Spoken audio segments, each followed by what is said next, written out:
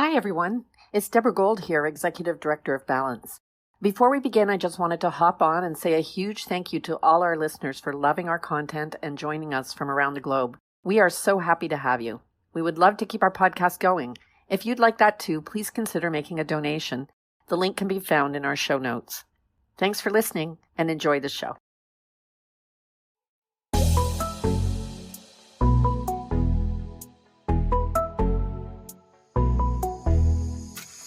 Welcome to Living Blind. I'm Ramya Amuthan, your guest host for today's podcast episode. The Living Blind podcast explores the perspectives and lived experiences of people with low or no vision and delves into the barriers, challenges, and real-life strategies that they have for living life to the fullest. This episode is second of a three-part series on the intersections of blindness and other lived experiences and identities. This podcast is brought to you by Balance for Blind Adults, located in Toronto, Canada, and this season of Living Blind is sponsored by Accessible Media Inc., AMI. A bit about me: I'm the co-host of Kelly & Company, which is the live afternoon show on AMI Audio, focusing on lifestyle, arts, culture, and entertainment, practically everything in between. I'm also the host of AMI Audiobook Review, which is a fresh, new weekly podcast where we talk all things audiobooks. Now, for today's guest, who is a great friend of mine and an exceptional advocate in the blind and low vision community. He's currently the CNIB program lead for Advocacy and Accessibility in the GTA. Let's welcome in Ben Akuoko. Ben, welcome to Living Blind. Hello, Ramya. Thank you for having me today. I'm so excited to be on this episode, for sure. Yes, we have lots of conversations on the regular, so I'm really glad that the listeners of Living Blind are going to get to know you a little bit today. So do you mind starting off with a bit of a self-description, anything that you want us to know about you at the start? Of course. So I'm going to definitely start it off with I'm a person who lives with partial sight, of course. It is retinitis pigmentosa. I was diagnosed the eye condition at 2 years old. So my parents realized that I was having troubles in the dark and my peripherals were affected. I couldn't see from my peripherals. And then also I'm going to throw in I am a Black male. My parents were both born in Ghana, West Africa. So I am a first generation Canadian. And I'm very close to the culture. Like even right now, I'm looking at a Ghana flag across my room. So I'm very close and love the culture. Okay, amazing. And of course, Ghanaian food is incredible. So shout out. Your journey with RP, retinitis pigmentosa, it's, I would say, a gradual one. Would you agree? Yes, you are correct. Okay, yeah. So like you've been diagnosed pretty young, but the journey that you had with actually experiencing some of the visual and practical symptoms of RP has been pretty gradual. So can you talk to us about your teenage years going through integrated school systems, and you went through a lot of school. I think you're currently in school too, no? Yes. Yep, you got it. Exactly. So your teen years compared to your 20s and as you live in your early 30s right now. Okay, I loved how you asked that question because it has been a roller coaster, and especially how time has evolved when it comes to accessibility and accommodations for us partially sighted and blind folk. So when I was younger, I had quite a bit of vision. So I had enough vision where I could pick up a basketball, shoot it into a hoop, catch a football from long range. So even the understanding of sight loss was kind of distorted, where the fact that it was like, how is this person partially sighted? Yeah, I could throw him a football. Sometimes he catches it, but he does catch it sometimes. So even with that whole paradigm of having some sight but still being partially sighted, with my parents who were from a culture where sometimes people look at disabilities as a little bit different, more sheltering, more we gotta take care of him. It was like he's still able to see, so let's pretend that he has sight and let's try not to speak about it as much unless we have to. So even going through my journey in elementary school, as you mentioned, being integrated in the mainstream school system instead of going to a blind school, I found that I did really struggle because I did not use the resources and the supports that I should have. And I look back into this day and I'm like thinking to myself, why didn't I use the resources offered?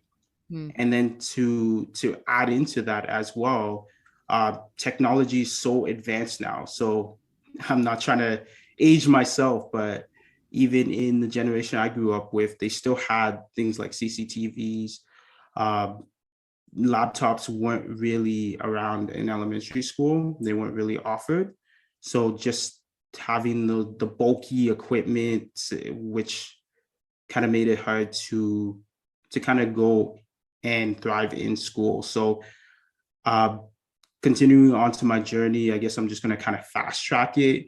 Where elementary school I really struggled with because coming in terms with my disability, my sight loss. And then high school, I also struggled because I was being told that no, don't give him that much of a course load. So we're going to stick to him having 3 classes a semester when all the other students have 4. So yeah, with that, I found that that almost potentially held me back until my parents actually kind of stood up for me and said that I'm capable of doing those 4 courses. So I was able to graduate within the 4 years of high school. So once again, to fast track, I went to social work in college, so social service working, so a big mouthful. And from there, I was able to kind of accept my sight loss and using the equipment. So from there, I felt like I really thrived. And as you mentioned, I'm in school right now. I'm doing my MSW part time, so Masters of Social Work. So throughout my SSW and my bachelor's, I was able to find that identity. Hmm. Well, a lot of the things that you talked about in your journey, I'm nodding my head to because of the roles that teachers played, being in an integrated school system to begin with through primary school, middle school, high school, and then of course our parents and some of the ways that they've really played unconscious and conscious roles in our lifelong journey with low vision. And I think that, as you're different, your journey is as different as it possibly could be from everybody else, but also it can be very similar in terms of the relatability. But some of the things that you mentioned, like setting the bar low, people deciding for you that you can't necessarily have a full course load because of X, Y, and Z reasons. So let's just make that decision for you. And then somebody who is differently supporting you coming in and stepping in and advocating for you and saying, actually, I think that he wants to graduate with everybody else and he wants to do academics like everybody else.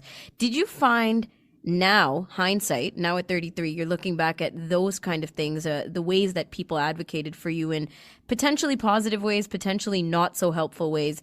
How did that play a role in the way that you advocate for yourself now? What good question. And I love how you bring that up because within the culture, and when I refer to the culture, like, yeah, of course, I'm referring to my family Ghanaian culture. It was almost like I like to compare it where you're extra independent. So uh things where I like to compare it to like throwing you out and seeing kind of learning how to swim. So you learn to kind of advocate for yourself young. You learn to know your needs. You know how to speak for yourself. So it was very difficult kind of looking back at it where you have 2 parents who are outside the country, like born abroad. So even the resources that were there, they weren't aware of it because they didn't grow up in Canada. They were used to the culture back home. And for any resources or even any kind of spokespersons to let them know that, hey, these are the services that are available, these are what's good for young Ben at the time. So I found that sometimes with living within that culture, sometimes you would think you're advocating for the right things, but sometimes it's the wrong things, such as I'm not going to use this equipment because I feel like it pinpoints me as being a blind individual. So you almost still have that characteristic of advocacy, but you're advocating for the wrong direction. So I found a lot of that. Also, it's used in a good way because my parents taught me how to be very, very vocal, to know what you want, to know what you need. So just having that ability to advocate and say, this isn't working for me, and this is not right for me. So I definitely learned that very young, and at the same time, being a child and being young, you have to learn how to kind of listen to the authority as well and take their suggestions as well. So it was a lot of that. So it was just almost like a big cocktail of different I guess perspectives to learn how to advocate. Yeah, definitely. And the way that everything kind of either comes together or doesn't come together, really depending on like what stages of life you're in right now. Because as a teenager, a lot of us are just thinking, I don't want mom and dad's help. I don't want to get on that yellow school bus and go home when uh, everybody else is walking home or going to the movie theaters, right? Like it's just such a different um, way of life. For me, I literally did not want to be seen with my white cane until 18 or 19 when I decided that, okay, yeah, maybe this is just one too many steps to be falling down at nighttime. So let's just start using the cane, right? And then that's when you start to, well, that's when I started to put the puzzle together of identity when it comes to my white cane and how that plays a role in it. But the same thing, parents, it's that old saying of we do what we think is best for you, right? We're always trying to do what's best for you. And that's great. But when do you start doing what's best for yourself? I totally agree. I 100% agree. And I love the fact that you did bring up the little yellow school bus, because I was once upon a time in that place.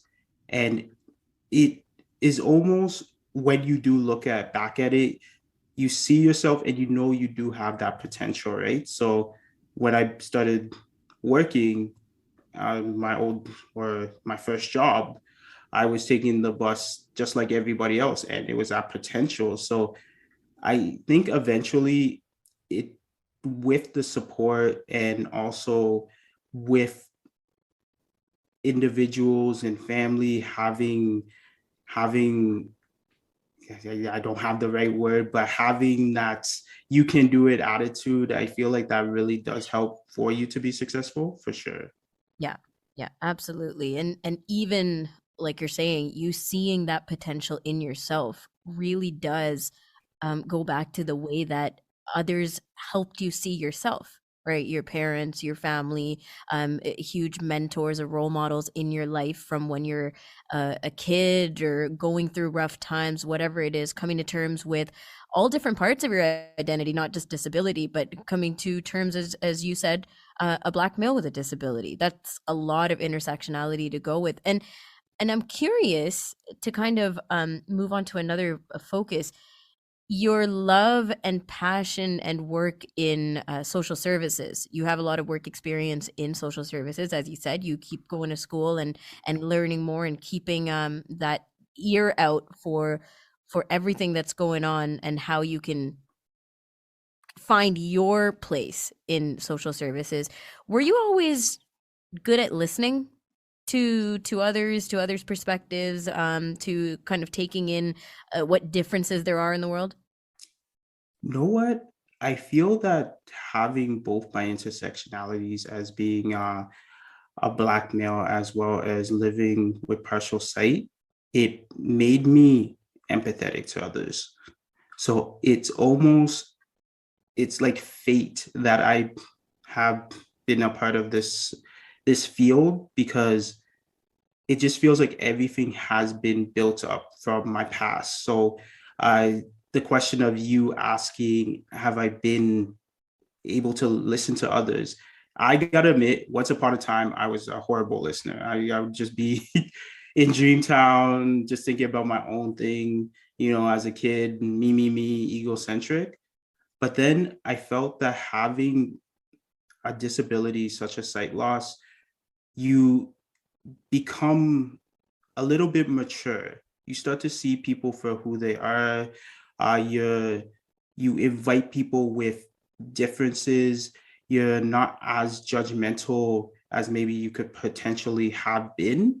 So I found that being a part of the social service work field, or the social work field, I guess I'm both, being part of the field has really, it's been a big benefit to have all these different intersectionalities, because I could identify with someone who is racialized. I can identify with someone who does live with a disability and potentially are seen as a certain way in societal norms. So uh, a perfect example that I would make mention of is the fact that, like, I know how it feels to be judged in Right. certain circumstances or be treated a certain way that you're not. So yes, to that question. That is such a full circle mentality, right? Because you go through as a kid, or as a new person with disability, for some of our listeners, you might be going through newer realizations and diagnoses and realities that are hitting really hard, and the challenges are super hard to overcome. All of us at one point, going through the dark times, feel that this is my problem. Nobody can understand. I'm very lonely. And um coming back later to say, yes, but this is what gives me empathy in the end is a struggle. It's a big leap. It's a big hump to go over, Ben. Exactly, exactly. I want to talk a little bit about the stuff that's going on around the world right now. There's huge realizations, and tapping into horrific realities, histories, probably around last year and the year before, we started to recognize things that are going on in different communities, the Black communities, Indigenous peoples, people of color. So your skills of empathy, listening, the way that you've trained yourself and tapped into these parts of yourself, how did this help you to make your way in the kind of realities we're living in right now? Of course. So obviously, I would say the lived experience for sure. So going back as living as a person with sight loss and living as a Black male, we like to separate certain aspects and say that, oh, they don't touch each other, they have nothing to do with each other.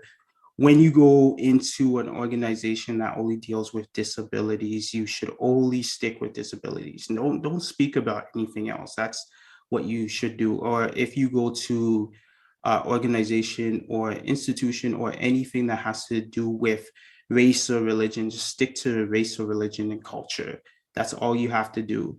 And I feel that all these years that we all grew up with that mentality where, even for myself, you mentioned role models. When I was younger, I just never saw someone who was Black, a Black male with sight loss. And people could go and say, oh, there's this, and there's Stephen Wonder, there's Ray Charles, but these are people on TV. But in front of my face, I feel like from 5 to 20, I or even 26, I did not meet racialized people who had sight loss. And even looking at today and what's going on, all this talk about structure and systemic racism and ableism. And it is so true now that you look back, where you just not see role models in certain sectors of your life and certain experiences of your life. And with that, that can really have a huge impact on the people who have to be exposed to this. So for example, if you don't see people in your positions or people like you doing things that you want to do, or having positions that you're looking to do one day you sort of turn off. So even growing up in high school, I felt that I was so lost because even coming from the black side of it, like, I, I shouldn't be smart because I'm going to get made fun of. I should be good at basketball. I should be good at football. I should be making tracks and all this stuff, right? Like, why should I be good at school? I don't see teachers like me. I don't see professors like me. I don't see anybody represented like me. And then throw in that sight loss. Okay, maybe you could see some Black lawyers. Maybe you could see people in your community doing well who are Black, but do they understand sight loss? So even getting that advice from those people saying, oh, you have to do this, this, and this. Well, you understand like the barriers of having sight loss while doing that, and then even vice versa in the blind community, you got to do this, this, and this. Well, do you understand the barriers of living as a Black male? So it was something that was just never addressed. And even where we're going in the future, when we speak about intersectionalities and we speak about people's different experiences, I find that we're going in such a good direction. And you will see me on the front line promoting that fact that we have to touch upon experiences when we look at agencies and organizations, especially. Mm-hmm. Well, there's a lot of different aspects to what you're talking about. One of them is just definite community building, right? Meeting people, not just seeing people on TV and in positions, which is super hugely important, but also meeting people and having conversations with them about the real life barriers that the two of you face together, because you experience the same kind of intersectionality and that same sensation of being like falling through the cracks, right? And not being recognized, not being understood on all these levels of, you can't understand what it's like to be a person with X, Y, and Z barriers facing you. And the other part of it is too, how much of this stuff is unconscious. You're not deciding whether you want to be a professor or someone in the media or the president of the United States when you're 2 and 5 and 10 years old. Potentially not, right? But you see those people and you unconsciously say, you can't do that. You can't be that person because that person doesn't exist out there. So as fun as it is to trailblaze, right, to be the first one out there to do all these things, it really is so much more complicated than we even recognize at this point. Like, I'd say only in the last year and a half, we've been having these conscious conversations about what it is to not have representation out there. Exactly. And I love how you mentioned trailblazing. Trailblazing is not easy. It is not. Has not come through. It is definitely not easy. I feel like it's that assumption where it's like, if you want something done, you do it. Yeah, right. Yeah. When you're put in a place where it's just no groundwork set down, it's very shaky, it's very draining, and it takes a lot out of a person to break that new ground. Right? Who do you go to if there's no mentorship on where you want to be? It's something to grab onto, somebody who says, okay, I get where you're coming from. Let me help you build that up for yourself. If there's not that person to empathize with, you really can feel like you're just trying to tread water. Exactly. Speaking of treading water, Ben, it's really important, especially during the climate that we're living in right now with all the COVID, etc., to talk about self-care. So you do prioritize a lot of self-care. As far as I know, when you're not working, you take part in a lot of physical adventure, physical activity. And I want to know, has that really played a huge role for you during COVID times? Ramya, I gotta say that self-care is so important, even before COVID. Yes. Even just like in general, like society, it's just so much going on. Things are moving so fast. And I guess it's pretty ironic because with the pandemic, things are slowing down and people are going cuckoo caca, right? So I feel like it's very important.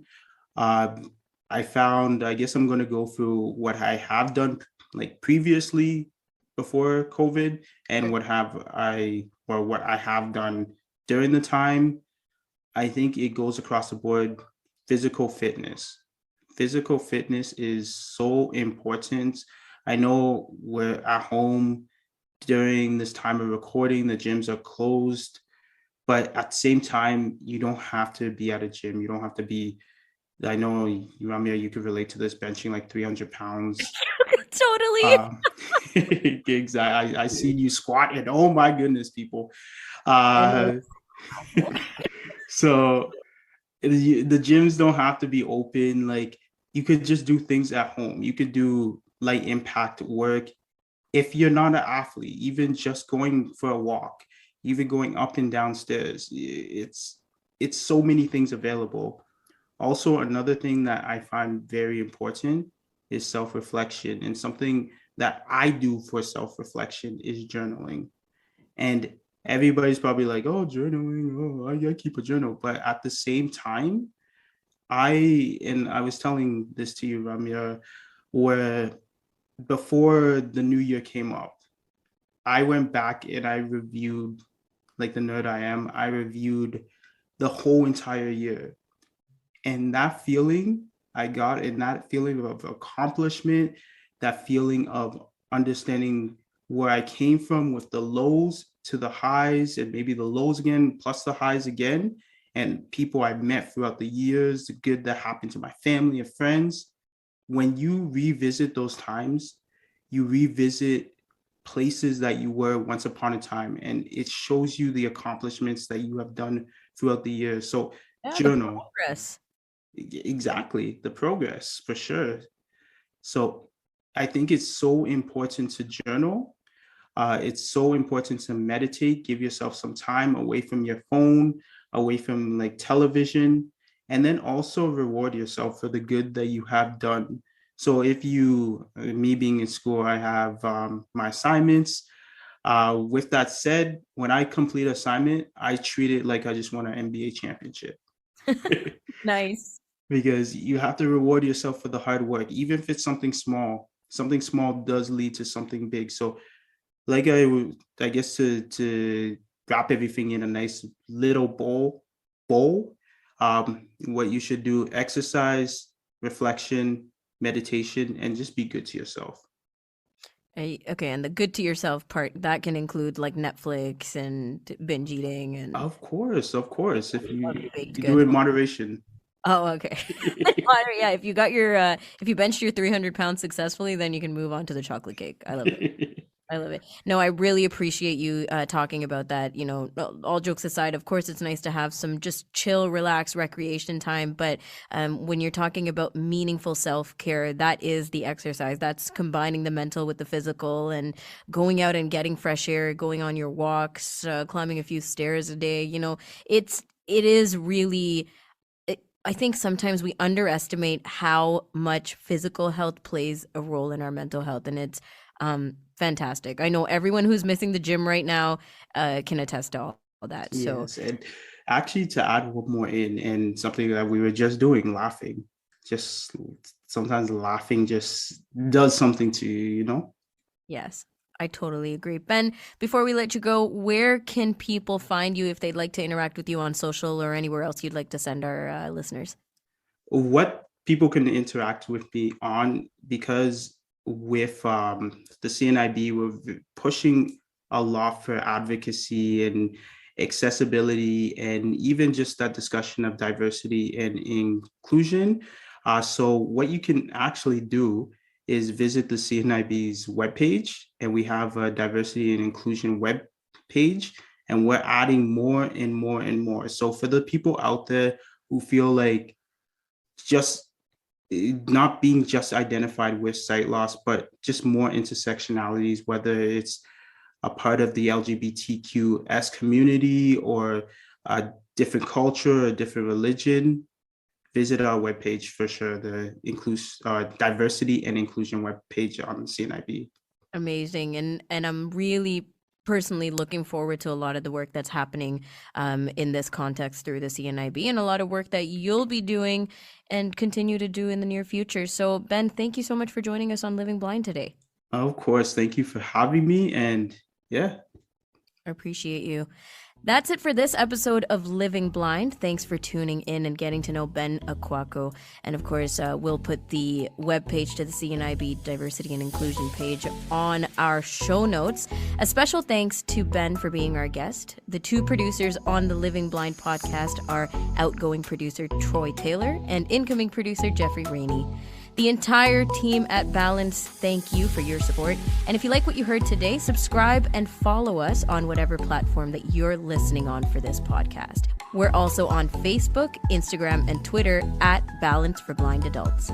To access the show notes, the transcript of this episode, and to learn more about Balance, visit balancefba.org. That's balancefba.org. I'm Ramya Amuthan, the host of today's episode, and this has been Living Blind. Thanks for listening.